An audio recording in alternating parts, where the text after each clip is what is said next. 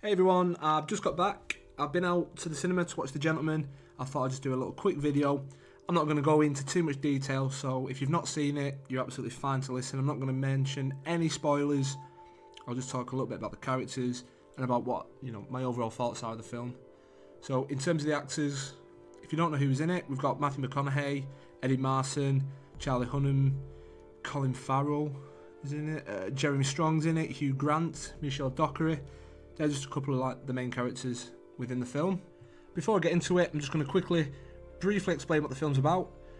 So it's about a drug lord called Mickey Pearson, who's played by Matthew McConaughey, and he's built up a massive cannabis empire, and he wants to get out of the game, and he's just trying to sell it off.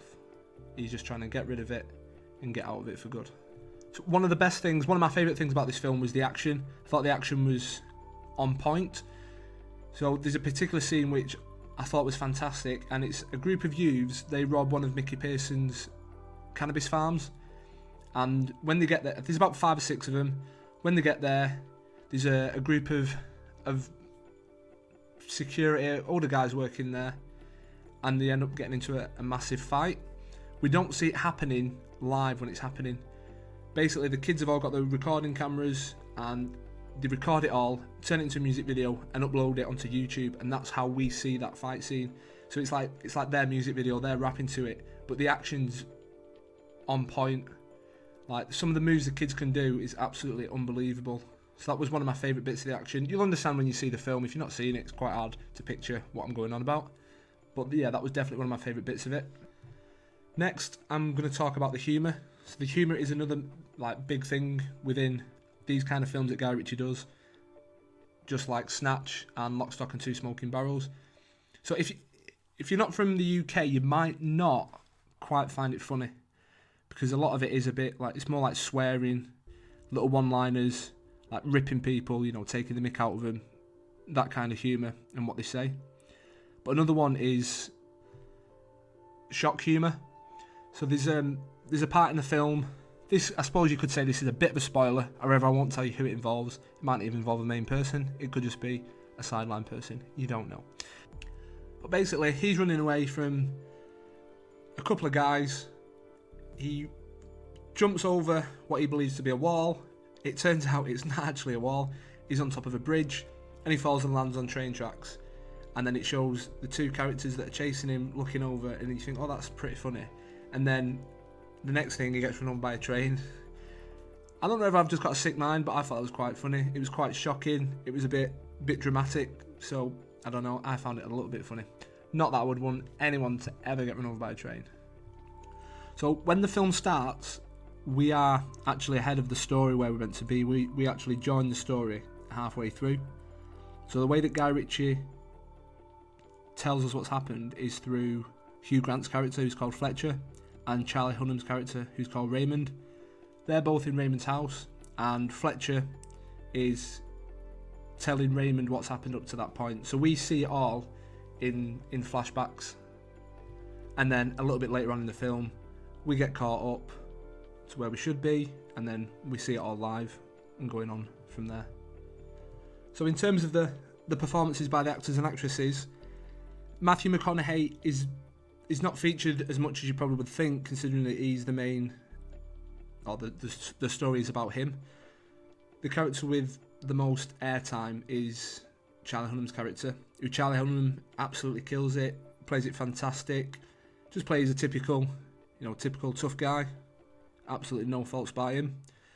Colin Farrell's funny in it. He's been allowed to use his normal accent, so he's playing an Irish guy that owns a local boxing gym. And he gets caught up in it. I won't say how he gets caught up in it, but he gets caught up in it. He's a funny, hard man. He does something absolutely hilarious to Eddie Marsan's character called Mike. I'll let you find out what that is yourselves, because again, I don't want to ruin it, because that was one of the funniest things within the film, and everyone in the cinema started laughing when that happened. So I'm definitely not going to ruin that for you. Hugh Grant. I was really surprised with Hugh Grant in this film. I've not seen loads of Hugh Grant films, because the type of films he's in, I'm just usually not that into. So I've seen Love Actually, I've seen that, which is good. About a Boy is good. So it's kind of weird seeing him play like this funny guy, but also a bit of a tough guy, and a guy he plays someone really, really clever. I'm not saying Hugh Grant's not clever, but he's playing someone who's very sly and very cunning. Also, I'm 90% sure his character's got a little bit of crush on Raymond. So just a few final thoughts on the film.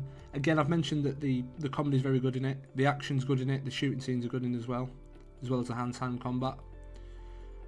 Also, there's a few things happen in the film that leaves you in suspense for quite a while, and you don't know what's happened. So there's a couple of them in there which I thought were very, very good. I'm going to quickly mention the runtime as well, because I thought they had it right. The film's an hour and 53 minutes long, and that is as long as it needs to be for me, this film. I know a few films that I've watched recently have been like ridiculously long, and some of them, you can understand why they've been long. Some of them are short, you can understand why they're short. I think this one pretty much had the runtime perfect. There was nothing within it that I thought, oh, they could have took that out. They could have saved 10 minutes there, 15 minutes there. So I thought that was one of the things that I thought they had well as well. If you particularly like Guy Ritchie, if you like Snatch, if you like Lock, Stock, I'd say go and watch this film. It's not going to be for everyone, and I can understand why some people don't like it, but if this is usually a film that you're into, then I would definitely recommend watching it, because it is one of my favourite Guy Ritchie films that I've seen. And on that note, I'm just going to finish with a final rating.